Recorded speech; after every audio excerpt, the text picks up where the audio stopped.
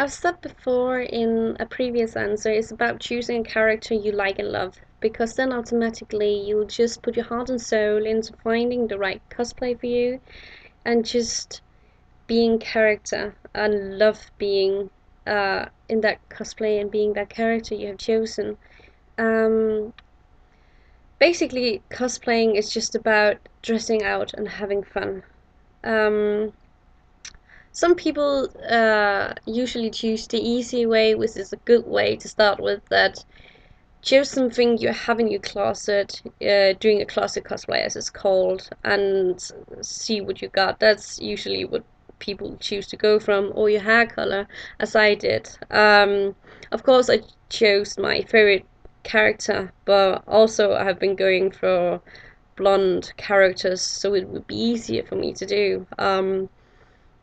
I hate wigs. I've never worn one. The only one I own is my Christina one, and I'm still fighting to actually get that right. Me and wigs just don't go together. So I basically go for blonde characters, but still characters that I love. And classic cosplay is also a very easy choice. Never actually done it before, but as I've told before, I did go for cosplays that's easy to find or to get hold of, and basically that's what my empty child was for. And a very important thing to say is screen accuracy is not everything. I have seen people look better in alts than actually in screen accurate clothes. Screen accuracy can do stuff. It can make you look a bit better, but there's a lot of alts out there that just make it as perfect as possible. Um, I love people that give their own touch to a cosplay, especially with Rose, because screen accuracy is sometimes so difficult to get that uh, many different alts are used, and because she's wearing kind of common clothes, everyday clothes, it's not that difficult to get. And I love seeing people just finding different alts and just give their own touch to a character. I love that, and it's also a very good advice. Just put your own touch to your cosplay, make it feel like it's your own, because then it feels more comfortable to actually wear. It also gives some kind of feel of that you can feel proud about it. And please don't let people tell you that your cosplay is horrible and wrong and everything they can say. There's so many picky people out there, and uh, who who will hate everyone that doesn't wear screen accuracy, and it's so wrong because screen accuracy isn't everything. There's so much to a character more than just the clothes. There's hair, there's makeup, there's personality, there's walk, there's everything you can put into a character to just make it like that. Um, and sadly, there's some people that just don't get that. That they only think that the clothes is the only thing to wear, and then just doesn't do the rest. But remember, a character is not only what they wear, but also everything else I just mentioned. Personality helps a lot. I find it quite difficult. I'm trying to practice Rose a lot, but also the speech, which is quite difficult to me because I'm from another country and my accent is not the best. But I'm trying my best, and but it's still a challenge. But there's so much more to it. But the basic thing is remember to just have fun and don't let people tell you that what you're doing is wrong, because everybody that cosplays are perfect in their own way. There's so many unique people out there. Of course, everybody have their own taste. But it's just like if you're trying, that's enough. And that's everything you need. And just remember to have fun. That's basically the biggest rule of cosplaying. do what you love and just have fun with it. I actually don't know because I've a lot of rose outfits to actually complete still. I really want to get as many of Rose's outfits as possible. I'm a bit of collector, plus it's just so nice to be able to do all different parts of her. But I'm actually thinking about starting on my Kim Possible cosplay. I'm very excited about getting that finished. I already have some people to cosplay with, which I'm very excited about.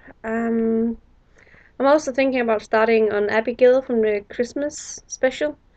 I think that would be uh, a bit easy to do, so it might not take that long depending on how picky I am with the dress and everything. Um, and then I'm thinking about starting on Sally Sparrow as well. Always love to do it. She's an awesome character. And I've actually been looking for her coat in a very long time, but I can't put my mind up to a certain character. It's just like I'll go to a thrift shop or in the stores and something, and if I find something, I'll buy it. So I might find something for another cosplay and then another piece to a different cosplay and then so on. I can't just decide on, alright, I'll find this to this cosplay unless I'm in a lot of hurry. Um, so it's just me collecting bits and pieces and just finishes when I can or when I want to, depending on what I want to wear to a different con and such. I think my favorite episode is Blink because it's one of the first episode I ever saw, and it's just I love the structure of it that you slowly get to know the Weeping Angels and what's going on. I love the puzzle about everything will like have each of every piece and they will kind of fit together in the end. We slowly get introduced to the story. I also love it because it's a nice introduction to Doctor Who without you don't need to actually watch the other episode to watch it. We are kind of following Sally Sparrow's journey to discover the Doctor and what this universe is about. It's very good to show someone who hasn't watched Doctor Who before because it's quite exciting. I love the kind of horror in it. And it's just I kind of love the idea about the Weeping Angels. It's sad that Moffat had misused that idea in later episodes. But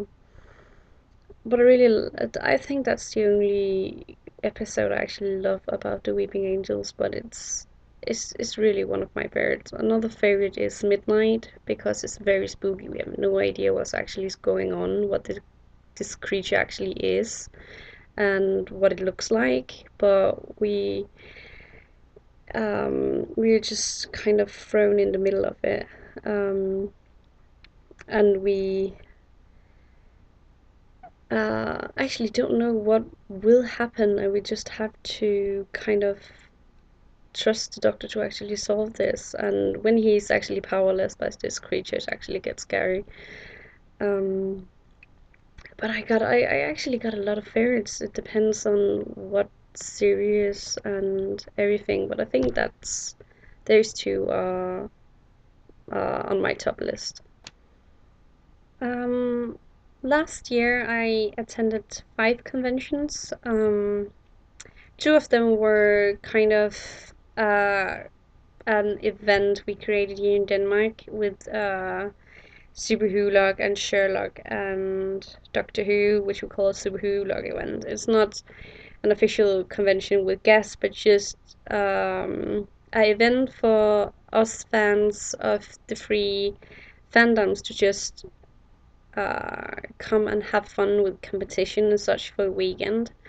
Um, then I attended Return to 11th Hour in July with Star Fury in Birmingham, and Signs of the Time Lords in November, in Leicester in National Space Centre, which was my first gig I ever worked at. And I attended the official 50th anniversary convention of Doctor Who, which BBC created in London, which was also quite fun. But I've only done this for a year and a half, so there's much more to do. This year I have 3 cons and plans so far. I'm gonna attend Miracle Day in the middle of April. I'll be working at UK Games Expo in the end of May, and I'll attend London Film and Comic Con in the middle of July. I'm planning on doing more after the summer vacation, but everything depends on what I can afford and what I actually will be doing and if I have the time. My favorite Doctor is the 10th Doctor or David Tennant, since the rank and number order have been changed thanks to Moffat. But yeah, David Tennant, because he was the first Doctor I saw. He grew on me very fast. Um, I love his personality. There's just something about it. He could be very goofy but still very serious. I love his character development through the series that he starts up. Just having a good time, being happy, and throughout the series getting darker and darker, but still uh, keep his ground because of his companions, but still reminds him of all the things in life, and gives him company and distraction. I love that he is kind of that he has regrets and feel loss about what happened to his species, and it shows a lot. Um, but during that uh, character development, I really like that in the end, when he travels alone, it finally shows what he actually is and what he could become if he were alone and weren't with anybody. And I quite like that. Um, uh, I do also love his outfit, his coat, his suit, and I love his hair. I love the energy he puts to the show. He's just very energetic and always jumps around. And I love that Martha is actually doing a resemblance in one of the book that he's much like Tigger from Winnie the Pooh, which is quite a good example to actually describe him. I love his moral about uh, no killing and no guns, that he would rather talk his way out of a situation that actually cause violence, and he's always there to he always wants to save everyone, but it's actually a general description of just a doctor. But it's very difficult to describe. He's just really the doctor for me. So David Tennant will is and always will be my doctor.